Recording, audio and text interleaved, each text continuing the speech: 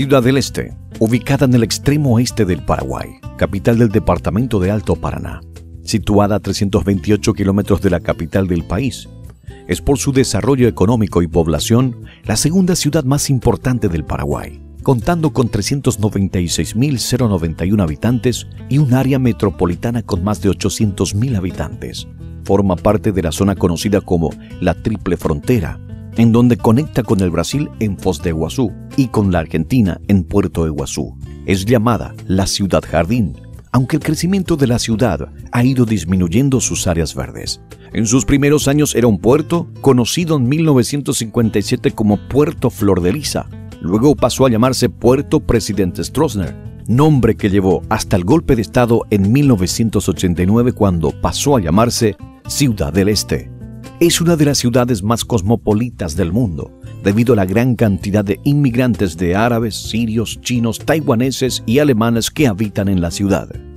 La capital departamental es el único municipio entre los 20 que conforman el departamento de Alto Paraná, donde la población se concentra en su totalidad en la zona urbana, característica que solo comparte con la capital del país, Asunción.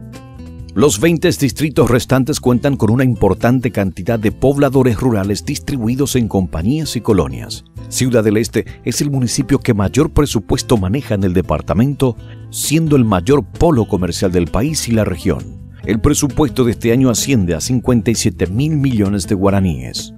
Es una metrópolis de gran riqueza, llena de contrastes en su conjunto arquitectónico y urbanístico, que la convierten en una región exótica y única en todo el país. Siempre hay algo diferente por descubrir. Esto es debido al gran abanico de culturas que lo concentra. En lo que se refiere a la composición de su población, el clima de Ciudad del Este es subtropical húmedo, la temperatura media anual es de 22 grados Celsius, el promedio anual de precipitaciones es abundante, con 1.850 milímetros aproximadamente.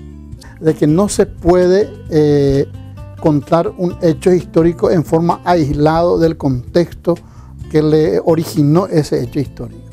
Por eso yo te dije que la fundación de Ciudad Presidente Stroessner hay que mirar un poco ya desde un punto de vista de un proyecto geopolítico que tuvo en aquel entonces el presidente de la República del Paraguay, el general del ejército, don Alfredo Stroessner. Nosotros ya en el 65 ya estuvimos por acá, con muchos amigos que hoy están por acá. Somos fundadores del Centro Pionero de Ciudad Presidente Stroessner y Ciudad del Este. Y Puerto Stroessner se fundó en el 57.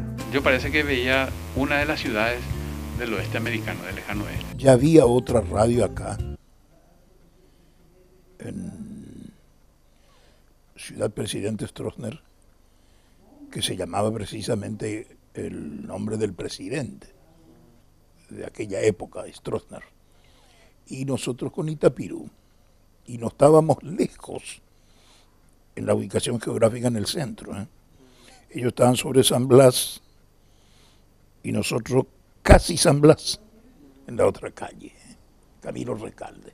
Hicimos una canchita para jugar vóley. Hicimos en el caminito el vóley, entonces no había vehículo en aquel entonces, todavía había un auto, así, a veces pasa. Nosotros levantábamos la red y pasaba el auto y seguíamos jugando. Después se fue ampliando la cancha y hacía mucho calor. Y un día, después de jugar todo el vóley, dijimos, ¿por qué no plantamos árbol acá para nuestra sombra? Y vamos a plantar, ¿y dónde conseguimos nosotros para plantar el árbol? Y ahí salió el señor Paredes y dijo, en el kilómetro 16 vamos a pedir al ingeniero para que nos dé la forestal. Y nos fuimos, y nos dio 16 plantas nomás, y 17 creo que lleva acá, y nos faltó uno. Y en vez de comenzar en esta punta a plantar, nosotros comenzamos de allá, entonces ellos me dijeron como buena guaireña. El gobierno de aquella época decidió llegar al litoral atlántico a través de un puerto franco.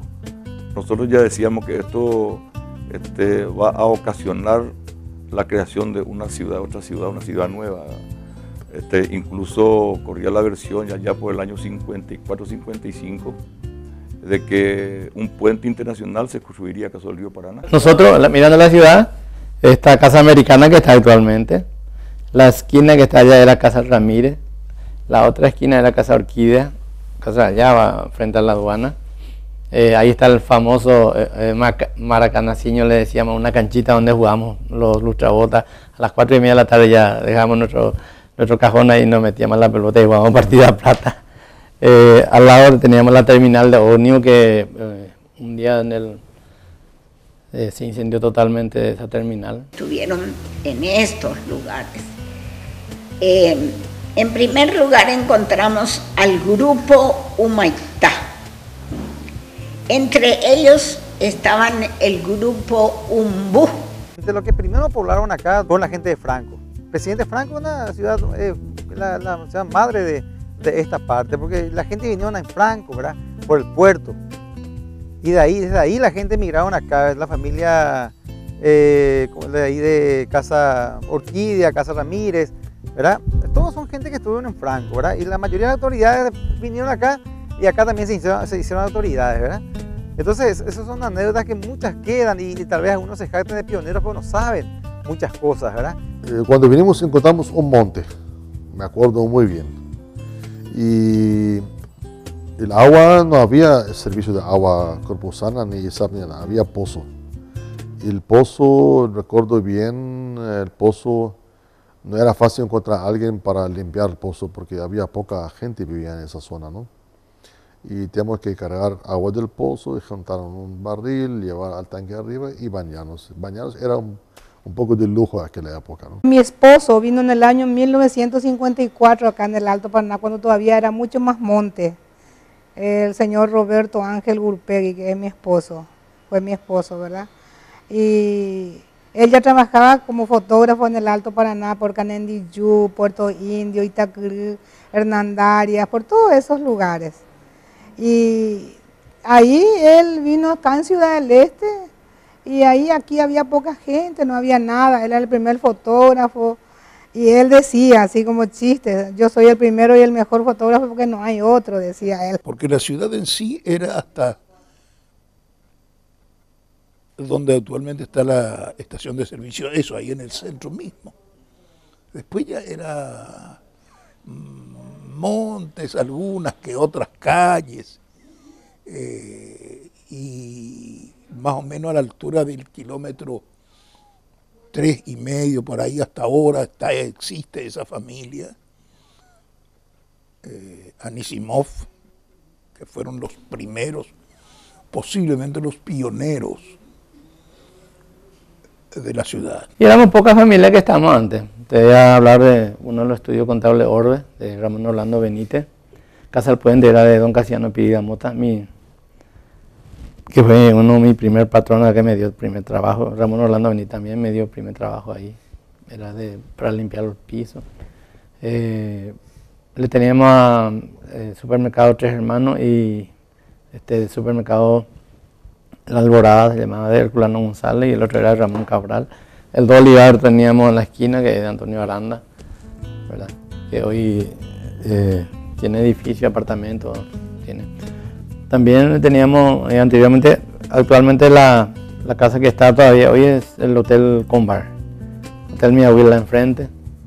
Hostería del Lago estaba pegado a Hotel Mi Abuela, que hoy ya no está más. Después los pueblos ceramistas, los que se dedicaban a la cerámica, eran indígenas, eran pueblos indígenas. El grupo Itararé, otros eran gentes que formaba ya el grupo neo-guaraní. En estas selvas, porque fue selva cuando llegamos nosotros acá, vinimos entre 4 hermanos, hoy nosotros somos 9 hermanos, quiere decir que 5 hermanos nacieron acá. Ya vaticináramos de que una ciudad nueva se crearía, porque todas las características de esta relación con Brasil hacía de que ni Arandaria ni Franco, porque estos pueblos eran eminentemente puertos madereros, puertos obrajeros, que nos ofrecían condiciones para que de repente pueda interconectar con el Brasil, para llegar justamente a la litoral atlántico, al océano Atlántico, a través de un puerto franco. En 1941 estaba el presidente de la República, el general Higinio Morínigo. Cuando eso, ellos ya traían una propuesta, no una propuesta, varias propuestas para el Paraguay. Entre esas propuestas, ellos trajeron la conformación de la Comisión Mixta Paraguaya-Brasileña para la construcción de la ruta desde la cabecera del puente internacional actualmente, en aquella época orilla del río Paraná, hasta el Coronel Oviedo, que en aquella época hasta ese lugar nomás había, digamos, el camino transitable. ¿Cuál era? ¿Por qué ellos traían esa propuesta? Porque ellos ya tenían proyectado la construcción del puente. Yo trabajaba de mañana temprano y desde aquella época se llamaba Coenyu Paraguay, o sea, amanecer paraguayo. ¿Qué hora empezaba el programa? Las 5. Yo trabajaba de 5 a 8. En aquella época se hacía acá el desfile de las carrozas de carnaval, se hacía en la ruta internacional. Y las carrozas preparaban Casa Orquídea, Comercial Cosmo. Yo tenía una academia que se llamaba Sistema Teniente, tenía como 60 alumnas. Yo enseñaba acá y enseñaba en Mingaguazú también. Yo venía como inspector. En el año 64 vine como agente y ya me quedé. Oasis es una figura típica que teníamos antes, ahí donde todos los jóvenes nos congregábamos ahí. Era la farra en el Casino Caragué. Terminaba ahí y veníamos Oasis en la rotonda y compartíamos ahí sin problema. Muy pocas veces había así riña. Nos juntábamos por lo menos unos 100 jóvenes. Buscábamos cómo distraernos. Cuando eso existía cine Monte Carlo, cine Herrera. Monte Carlo está allá abajo, sobre Rubio Ñu. Y detrás estaba un esteral y estaba el cine y nosotros queríamos entrar y veían los perros. Y una vez atropellamos el esteral, como que el señor nos corría. Muchas anécdotas así importantes, ¿verdad? La ciudad se fundó en el 57, pero recién realmente la ciudad empezó a llegar gente después de 10 años de fundación. Somos los primeros prácticamente que también hemos llegado acá. 5 casas nomás había en el microcentro de la ciudad. 5 casas, ¿verdad? El desarrollo y la civilización llegaba a los pueblos a través de los ríos. Es decir que el general del ejército Alfredo Stroessner creyó conveniente mostrarse el Estado paraguayo enfrente del avance del Brasil. Y eso fue el objetivo principal de la fundación de Puerto Presidente Stroessner, hoy Ciudad del Este, y no así, por ejemplo, potenciarle a Puerto Curupaytí o a Puerto Tacurupucú, Hernandarias o Puerto Presidente Franco, de la ciudad que hoy lleva su nombre. Yo estuve en Puerto Presidente Stroessner en el 59-60 y yo vine directo acá en la zona después del 59-60. Éramos los vecinos todos paraguayos acá, ahora ya no estamos.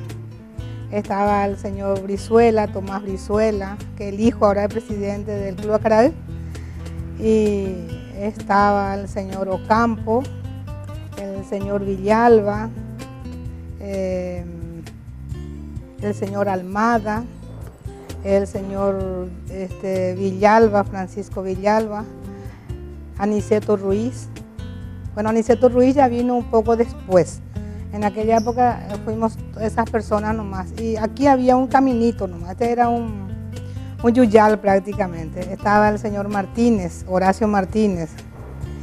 Y entonces nosotros hicimos una canchita para jugar vóley. Los árabes hicieron una parte demasiado grande para que Ciudad del Este sea lo que es hoy.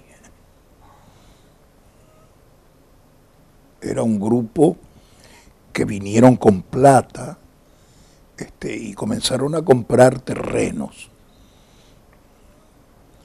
que no es así como decimos también, era muy barato, ya tenía su precio más o menos, no a la altura de esta época, por ejemplo. Y comenzaron a comprar terrenos y a formar negocios. Los más grandes negocios hasta la actualidad acá en el centro de la ciudad pertenecen a los árabes.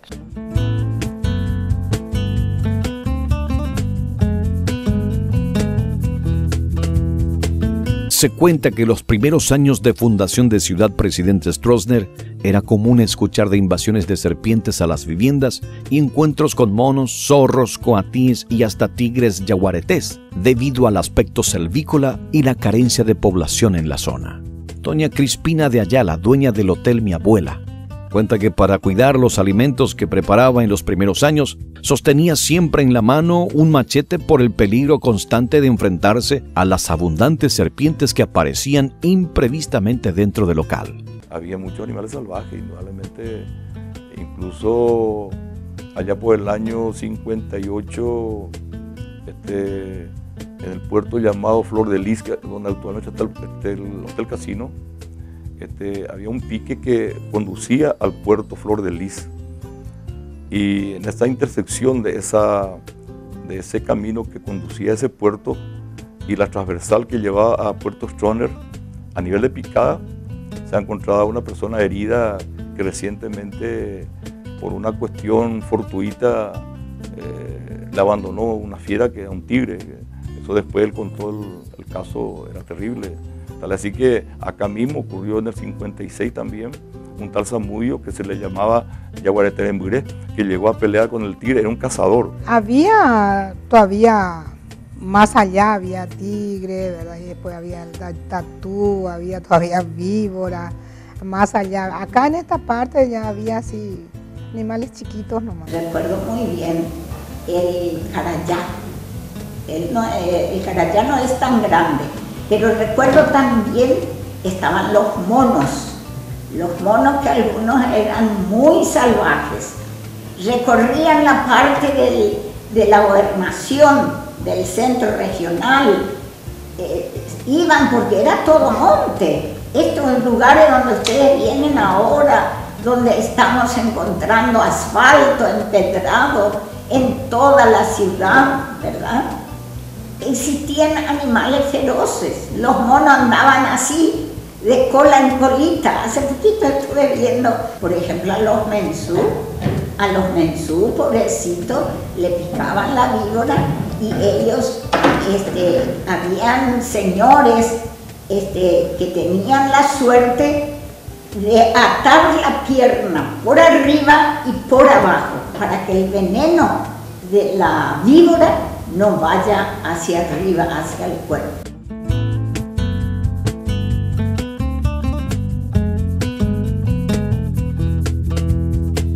El doctor Edgar L. Insfrán manifestó que el comienzo de la existencia efectiva de la zona colonial tiene una fecha precisa, 1958.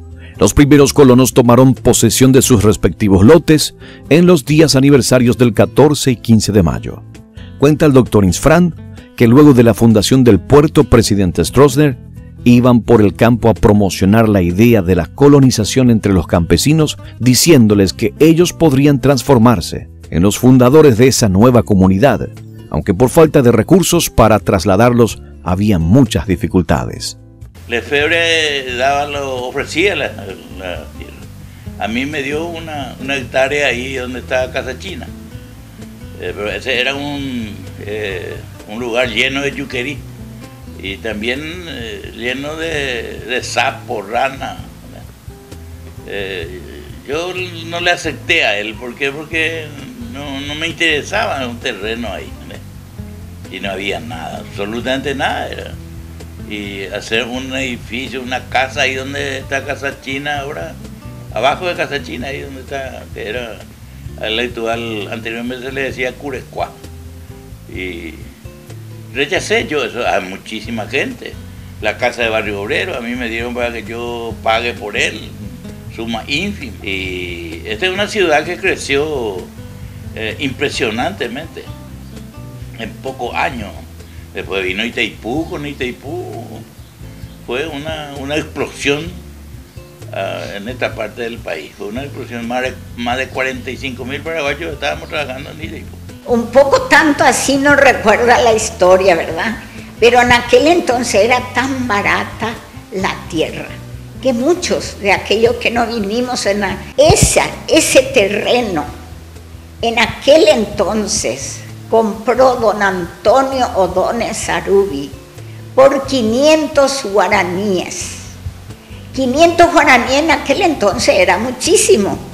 Era como llegar ahora a 50 millones o 50.000 dólares, pónganle. La municipalidad fue un terreno que también fue obsequiado. La primera administración es el pequeño, voy a decir, el pequeño museo que se encuentra en el patio de la municipalidad. Esa fue la administración, la primera administración que se encontró en esta ciudad.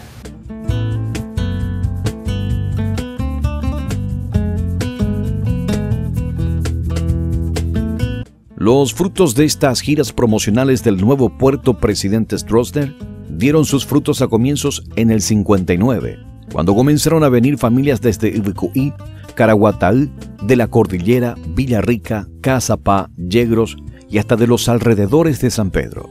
Esta afluencia generaba mucho optimismo, pero a la par exigía a la Comisión de Gobierno anticiparse a las necesidades y a los reclamos de la gente. Los primeros colonos se ingeniaban cazando borevíes, venados, tatúes y otros animales que abundaban en la zona. Primeras ventas desde Ciudad del Este. Se dio el primer año de la instalación de la colonia que los colonos sembraron porotos y su abundante cosecha coincidió con la escasez extraordinaria de feijoa en el Brasil, así que pudieron vender sus productos a un triple de su precio normal. Al terminar el año 59, el número de familias de la colonia ascendía a 50, lo que representaba un verdadero desafío. Luego de un préstamo de $50,000, se compraron maquinarias y se construyeron los primeros 160 kilómetros de caminos. Estos caminos fueron realizados con mano de obras voluntaria. Los colonos eligieron trabajar de forma gratuita todos los días lunes. Decían ellos que con eso transformaban el ingrato lunero, lunes amargo, en lunerorú, lunes festivo. Las calles en las que se trabajaría el lunes eran sorteadas luego de la misa del domingo. Terminando el trabajo del lunerorú, hacia las 4, 5 de la tarde, la actividad era coronada con un sorteo de objetos como linternas, hachas y machetes, y que la comisión obtenía y traía de Asunción. Y prácticamente los comercios en sí son de extranjeros, ¿verdad? Por eso yo tenía muchas discusiones con algunos amigos míos en aquella época, porque el paraguayo trabaja en la calle, ¿verdad? ¿Cierto? ¿Verdad? ¿A quién yo tengo que ayudarle? Al paraguayo yo tengo que ayudarle. Ese era mi concepto, ¿verdad? Hoy en día, ayudarle al paraguayo. Entonces después comenzamos a hacer algunas plazas lindas y me decía, esto iba a hacer para que vengan los extranjeros. No, le digo, esta plaza yo hago para los paraguayos, le digo. El extranjero va a venir una vez nomás, ¿verdad? Entonces vos tenés que trabajar en función de la gente que vive en tu comunidad. Exactamente, le podía decir que tuvimos una experiencia cuando la Torno estaba haciendo la Caraí, con el ingeniero Vera Bierzi, con Tómboli. Fuimos a hacer un galpón no había estos tinglados que hay ahora, sino de madera clavada en forma de arco. Y mucho tiempo todavía estuvo ese galpón ahí, después lo sacaron. Y recibimos, nos indicaron el lugar donde teníamos que instalar y fuimos ahí con, lógicamente, poca provista, pero vino una de estas lluvias, como en esta época, y que le cuento que nos quedamos ahí 15 días varados en un mandiocal. Y lógicamente llevábamos picadillo, vacaí y demás cosas, pero era vacaí con mandioca sin sal, ¿verdad? Y agua. Era de mañana, de tarde y de noche. Hasta que después un sacerdote salesiano venía en una Volkswagen y en medio del temporal, ¿verdad? Y dijo, vengan, métanse acá abajo, que esto es un tornado. Y nos metimos todos debajo de la camioneta del cura. Y después de 15 días salimos ahí. Fue nuestra primera experiencia. Ese fue lo más grande que se pudo haber construido para el Paraguay. Porque anteriormente el Paraguay solamente tenía la salida de su exportación por Argentina. vía fluvial o vía ferroviaria. Y nosotros no teníamos aeropuerto en condiciones para un carguero y demás cosas. Entonces imagínense lo que era de repente que se abra, ¿verdad?, una ruta que directamente que nos lleve al Pacífico. Esa fue otra salida al mar. Ese fue lo más grande, porque Argentina en cualquier momento, por cualquier cosa, ya creaba cualquier reglamento para restringir nuestro paso, como ha ocurrido ahí hasta ahora, en estos momentos. Hoy en día hay mucho que tiene demasiado, seguramente, económicamente, ¿verdad? Entonces tal vez exista esas cosas, pero en nuestra época nosotros queríamos que venga la gente. Queríamos que venga la gente acá a Ciudad del Este, ¿verdad? Ciudad Stroessner era cuando eso. No, y la gente venía porque era algo nuevo, ¿verdad? Los paraguayos lo que veníamos mucho también. De todas partes del país venían acá los paraguayos. Toda la gente paraguaya venía acá, pero no venía la gente que tenía plata, ¿verdad? Venía la gente humilde que quería hacer, y muchísimos y están bien, ¿verdad? En los barrios casi todos son gente paraguaya, la mayoría de la gente que mejoraron su vida.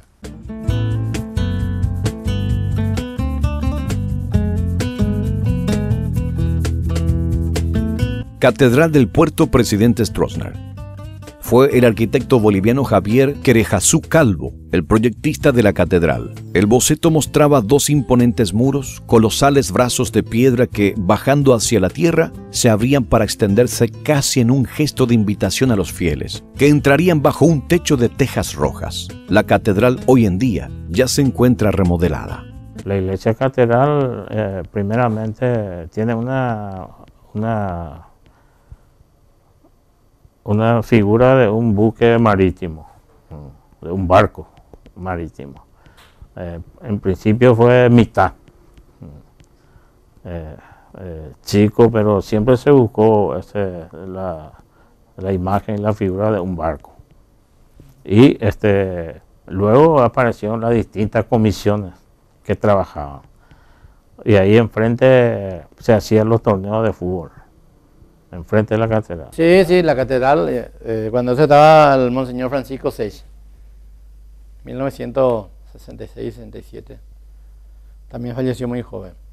Y construyó él, y después vino el Monseñor Van Aken. Con Van Aken ya se modificó un poco se amplió más la catedral, ahí estuvo Minetti Ávalo.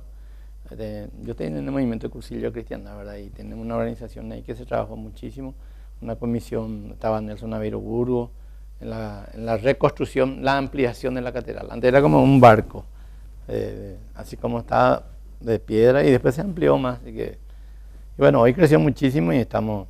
la catedral sigue siendo la reliquia de esta ciudad, una imagen, para mí una imagen postal. Es una cosa única en el mundo de una iglesia construida con piedra y labrada por gente acá. Entonces la catedral se construyó moneda por moneda, la gente apoyaba, también se conseguían aportes, ¿verdad? Siempre los sacerdotes peticionan, ¿verdad?, en el extranjero, y también viene parte. Y así hasta que después se fue terminando. Anteriormente estaba el señor Minetti Ávalo. Él trabajó muchísimo acá. Él tenía su casa acá casi en el microcentro. Y me acuerdo una vez, los fondos de la catedral, hubo un asalto, se le apretaron en su casa y llevaron todo lo que era los fondos que se había juntado para la construcción de la catedral. También ocurrió eso. Proyecto Marcha hacia el Este. La intención de salir al mar a través del este del país ya empezó mucho antes de la época del general Alfredo Stroessner. El primer visionario fue don Carlos Antonio López, quien buscaba expandir el comercio exterior, y para ello planteaba la necesidad de aperturas de caminos principalmente hacia el este del país, para facilitar el tránsito de los productos paraguayos hacia el Atlántico. De esta forma podía mantener la soberanía, que se veía todavía amenazada por la indeterminación de los límites del país, con los países vecinos y la invasión silenciosa de los portugueses. Situación que se dio desde la época de la independencia del Paraguay. Desde el este, los portugueses seguían acosando a la población paraguaya. Una de las principales carreteras era la que conducía desde Villarrica hasta la orilla del Paraná, para facilitar la venida de los carruajes, tanto de pasajeros como los que transportaban cargas. La indefinición de la frontera del Paraguay era una de las constantes preocupaciones de don Carlos, y es por eso que en defensa de la soberanía, principalmente hacia la gran región de Alto Paraná que por tanto tiempo había quedado abandonada, mandó construir varios caminos, tratando de conectar la zona en un triángulo geopolítico: las cordilleras del Baracayú, Alto Paraná y Asunción. De esa forma quedaría integrado el gran territorio a la geopolítica del Paraguay. Ordenó además que se construyera y se poblara una colonia en el paraje de Tacurupucú en el año 1850. La colonización del Alto Paraná fue encomendado al teniente de caballería José Ignacio Aguilar, y la marcha hacia el este era una imperiosa necesidad, más aún luego de la pérdida de salida al mar. Era inminente la construcción de un camino de acceso hasta la orilla del río Paraná. Era necesario también para enfrentar a los bandeirantes que con espíritu belicoso seguían incesantes la marcha hacia el oeste. En 1941 estaba el presidente de la República, el general Higinio Morínigo. Cuando ellos ya traían una propuesta, varias propuestas para el Paraguay. Entre esas propuestas, ellos trajeron la conformación de la Comisión Mixta Paraguaya-Brasileña para la construcción de la ruta desde la cabecera del puente internacional actualmente, en aquella época orilla del río Paraná, hasta Coronel Oviedo, que en aquella época hasta ese lugar nomás había, digamos, el camino transitable. ¿Por qué ellos traían esa propuesta? Porque ellos ya tenían proyectado la construcción del puente internacional de la Amistad. El puente internacional de la Amistad fue proyectado, financiado y construido por el Brasil. En esa construcción el Paraguay no tuvo absolutamente ninguna participación, más que su asentimiento como gobierno para cederle al Brasil el 50% de lo que le corresponde de su territorio sobre el río Paraná.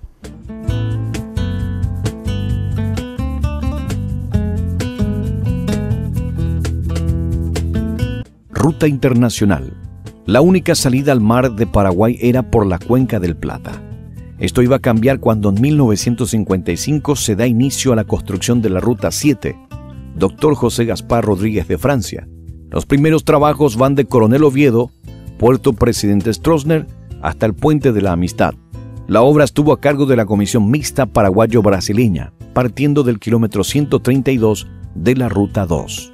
Los preparativos previos al inicio de la construcción del camino duraron unos 6 meses entre armar campamentos, aprenden a utilizar las maquinarias y explorar el terreno. Cuentan que cuando llegaron los tractores desde los Estados Unidos de Norteamérica, ninguno de los zapadores tenía conocimiento para usarlos, y fueron los importadores quienes se ingeniaron para enseñarles a usar los tractores, palacargadoras, topadoras, traillas, etc. Entre las dificultades que tuvieron los zapadores se encontraba además la inexperiencia, el estar al acecho de fieras salvajes, víboras venenosas y otros. Una enfermedad que afectó el 60% de los zapadores fue la leishmaniasis. Les aparecían pequeños granos en la piel y les carcomía las orejas, narices, pómulos, etc. Los enfermos eran llevados a Asunción y reemplazados por nuevos operadores. Los operadores no se quejaban de las provisiones, ya que la carne de caza era abundante. La cacería ofrecía una gran gama de venado, curecahui, carpincho y las aves silvestres. El camino de Coronel Oviedo a Puerto Presidente Stroessner tiene una extensión de 195 kilómetros y para la construcción se tuvo que mover 1.710.445 metros cúbicos de tierra. La obra fue financiada a través de un acuerdo entre el gobierno paraguayo y el de los Estados Unidos del Brasil. El gobierno paraguayo proveyó a la Comisión Mixta Paraguayo-Brasileña la suma de 182.683.361 guaraníes. Se construyeron en este tramo unos 24 puentes de hormigón y 2.293 metros de alcantarillas. El costo de la obra llegó a los 176.766.453,51 céntimos. La obra terminada fue entregada en la fecha 12 de agosto de 1959. En 1961 se realizó otro préstamo de $7.100.000 para la pavimentación de la ruta. La ruta internacional número 7 era de una sola mano. Desde Coronel Oviedo hasta acá era solamente una mano. O sea que tenía que tener mucho cuidado en la conducción, ¿no? Y nuestro itinerario constituía desde Asunción, vía férrea, a Encarnación. Si vos te das cuenta, todas esas estaciones que hoy en día se quiere hacer revivir son históricos, esos lugares, esas estaciones, si pudiesen hablar, esa trayectoria de Encarnación, o sea, de Asunción a Encarnación insumía un día. De Encarnación se tenía que coincidir con la salida de los barcos que hacían el viaje remontando el río Paraná hacia el Alto Paraná, hasta Puerto Adela, que fue el último puerto de embarque, ¿no es cierto?, tanto de madera en rollo como de personas, porque los Saltos de Guairá estaban próximos y era imposible navegar. Entonces, de Encarnación hasta Presidente Franco se insumía 3 días, hasta Puerto Adela 4 días, más 3 días Asunción son 7 días, pero hasta Franco llegamos en 3 días, toda vez que no existiera neblina, la niebla, porque la niebla cubre todo el río y así es imposible navegar. Entonces, los barcos quedarían, se quedan en algún puerto a los efectos de esperar que la niebla se despejara para proseguir viaje. Y eso significa un día más. En definitiva, promedio 3 días de Asunción a Franco. Un día más, Puerto Adela son 4 días. Me equivoqué, 4 días, me decía 4 días era el tiempo que se empleaba para llegar al último puerto de embarque que se denomina Puerto Adela, que existe hasta ahora. La construcción de la ruta número 7 estaba exclusivamente a cargo del extinto general de división don Porfirio Pereira Rugidía, quien fuera ministro de Obras Públicas del gabinete del general Stroessner. En aquella época él era capitán, estaba en el regimiento de artillería número 14. Desde ahí se le fue encomendado por el presidente encabezar a un grupo de militares, soldados y oficiales de rango menor para construir ruta, no solamente esta parte, sino que en todo el país.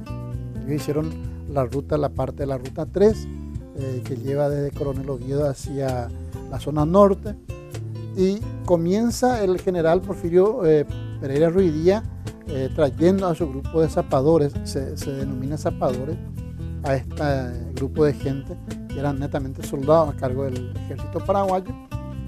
Se instalan en Coronel Oviedo, un campamento.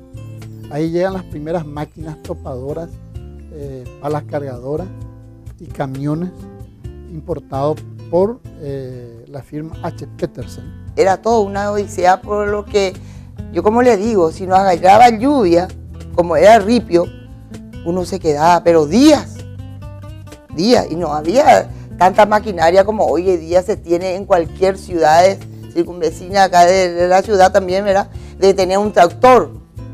No había. Viniendo de Asunción, a la mano izquierda se habilitó la avenida San Blas. Y a la mano derecha se habilitó la avenida Monseñor Agustín Rodríguez. Y la ruta se amplió, ya se hizo de 2 manos. Una de entrada que venía de Asunción y otra que salía acá de la primera estribación, acá donde está el puerto. Cuando llueve era una lucha tremenda para vencer al barro. Y en tiempo de sequía para vencer el polvo, porque tremendo era el polvo, el famoso polvo colorado, como se dice, ¿verdad? Entonces eran dos enemigos naturales que uno tenía. Yo estuve en un primer programa que vinimos acá en lo que se llamó el Plan Triángulo, que fue un proyecto bastante ambicioso de estudios regionales de recursos naturales y potencial de la región del Plan Triángulo Asunción, cuando él era presidente Stroessner Encarnación, sí. Este triángulo. Y dentro de eso se estudiaron temas de suelo, por ejemplo, estudio de suelo, estudios forestales, sí. Proyección vial, proyección de asentamientos, y bueno, un poquito un primer análisis de la economía regional de ese triángulo. Fue con un programa del Banco Mundial, bastante completito fue aquel. Y antes de que ellos utilizaran esas máquinas, tuvieron que acceder a unos cursos, cómo manejar esas maquinarias pesadas. Esos cursos fueron dictadas por la propia empresa H. Petersen. Entonces eso son algunas pequeñas anécdotas, inclusive más cuando ellos avanzaban abriendo picadas, fueron atacados varios de ellos por animales salvajes. Cada muy pronunciada. Y con la lluvia, por ejemplo, es difícil subir. Pero si se da así ese caso, la gente se baja enseguida y empuja, ayuda un poco a subir así unos 80 metros, ¿no? Y así fue el comienzo del transporte público. Muchas veces nos quedamos en la luz. ¿Por qué? Porque nosotros veníamos seguros seguramente en aquel entonces, porque el hermano de mi mamá vivía en Oviedo, en Coronel Oviedo, el señor Luis Sánchez. Él era accionista propietario de la empresa La Ovetense y tenía vehículos que venían hasta acá. Entonces veníamos más o menos así como pasaje gratis, ¿me entiendes? Y veníamos, pero como le digo, a veces se llegaba en un día y medio. Por lo menos creo que registra, según el relato que me ocupó la oportunidad de entrevistarle al general Porfirio Pereira Ruidía, me dijo que un sargento había sido atacado y fallecido por animal salvaje. A partir de ese momento ellos ya no se descuidaban de su pequeño fusil en los lugares de trabajo. Puente de la Amistad. A finales del año 1956, el doctor Edgar Ehlenfrand, ministro del Interior del Paraguay, mantuvo una conversación con el presidente de la República, general Alfredo Stroessner, a que le sugirió la necesidad de fundar un pueblo en la barranca del río Paraná, al término de la ruta que uniría el Paraguay con el Brasil, por el puente que debía ser construido por los brasileños. Uno de los grandes emprendimientos realizados en la ciudad de Presidente Stroessner fue el puente internacional denominado Puente de la Amistad, que une al Paraguay con el Brasil. El 29 de mayo de 1956 se firmó en Río de Janeiro el convenio para la construcción de dicho puente sobre el río Paraná. A los 7 meses ya iniciaron los trabajos de construcción. El puente fue diseñado por el mismo arquitecto que tuvo a su cargo la construcción de Brasilia. Para la construcción del arco de sustentación de la obra, la Compañía Siderúrgica Nacional de Volta Redonda puso una cimbra de acero de 157.300 metros de largo con una masa de 1.200 toneladas. Una vez terminado, el Puente de la Amistad terminó con las siguientes medidas: longitud 552,4 metros, arco 303 metros, altura 78 metros. Fueron deforestadas cerca de 14 hectáreas de selva virgen. El Puente Internacional de la Amistad fue inaugurado el 27 de marzo de 1965 por Humberto Alencar Castelo Branco, presidente del Brasil, y Alfredo Stroessner, presidente del Paraguay. En Brasil, la obra fue llamada como Puente de la Amistad, en cambio en el Paraguay, Puente Presidente Alfredo Stroessner, un homenaje del dictador a sí mismo. Actualmente ambos países lo llaman Puente de la Amistad. Hoy el Puente Internacional de la Amistad constituye la anhelada salida hacia el Atlántico, es uno de los más importantes recursos para el desarrollo económico y turístico del país, a tal punto que ya se analiza la construcción de otro segundo puente para ampliar los caminos de acceso debido a la enorme afluencia de visitantes. De que un puente internacional se construiría acaso el río Paraná. Si bien es cierto, acá en Franco se gestó el anteproyecto para la instalación, o sea, la localización del puente internacional. Pero según los estudios geológicos, topográficos, hicieron de que se decidieran ambos gobiernos a localizar Puerto Stroessner, hoy se va al este por el hecho de la altura, de las barrancas a ambos lados, en fin, aquellos factores técnicos. Lógico, sí, esa es una construcción en aquel entonces, era uno de los únicos en América, por la dimensión del arco que tiene el puente mismo.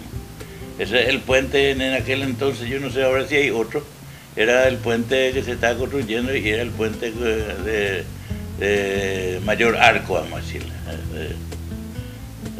Por eso que mucha gente fallecieron ahí. Nosotros cuando llegamos acá, mi papá ejerció la profesión allá debajo del puente de la Amistad, donde tenía su pequeño oficina, digamos, ¿verdad? Su consultorio, y él atendía a la gente que estaba construyendo el puente de la Amistad, a los obreros de ahí. Porque ellos ya tenían previsto la barranca más elevada del río Paraná, en donde va a caer el puente, la otra punta del puente de la Amistad que va a venir del otro lado.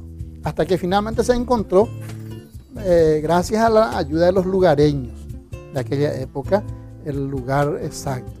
Entonces ahí se funda un puerto, porque antiguamente no era más otra cosa que puerto, porque las ciudades no existían. Pero la mayoría era brasilero, porque esta compañía Volta Redonda era brasilera y ellos fueron los que construyeron. Yo estuve cuando estaba por terminar ya, yo fui uno de los primeros, no el primero, sino que uno de los primeros, cuando se unió por medio de un puente colgante, las dos puntas del puente. En el medio del Paraná se colocó un puente colgante y ahí pasábamos los obreros. El Puente Internacional de la Amistad comienza el trabajo en el 59, y la primera inauguración, el cruce sobre tabla, se dio en el 61 y la inauguración final se dio con el general Castelo Branco en el año 1965. La gente del lado brasilero a estos lados venía con chalana, la canoa esa de cuadrada, pero con motor diésel. De donde se venía la gente que trabajaba a estos lados, y lógico que el cemento y los hierros, porque ese se instaló totalmente hierro primero abajo y después se cargó hasta el completo de cemento encima de ese hierro para unirse. Tal vez así es que los cementos se cargaban la obra brasilero y venía de allá, de aquellos lados, por medio de Rondana, que estaba sujetada por un poste elevadísimo de estos lados de metal, y al otro lado de metal también. Se inauguró 2 veces el puente, pero la primera inauguración fue en el 65, con Juscelino Couchet y Stroessner, ¿verdad? Pero ya estaba unido el puente, ¿verdad? Pero sí tenemos fotos nosotros de todas esas construcciones cuando se unió el puente, pero a través de tablas, ¿verdad? Nosotros teníamos todas esas fotos dentro del centro pionero. Papá llegó a finales del año 1965, cuando se terminó el puente de la Amistad. Me contaba la historia que a él le llamó mucho la atención que habían solamente 2 comercios, que era el del finado don Alipio Giraldi y el comercio de la familia Ramírez, y él dijo que quería mucho venir hacia estos lados porque veía que había un movimiento importante.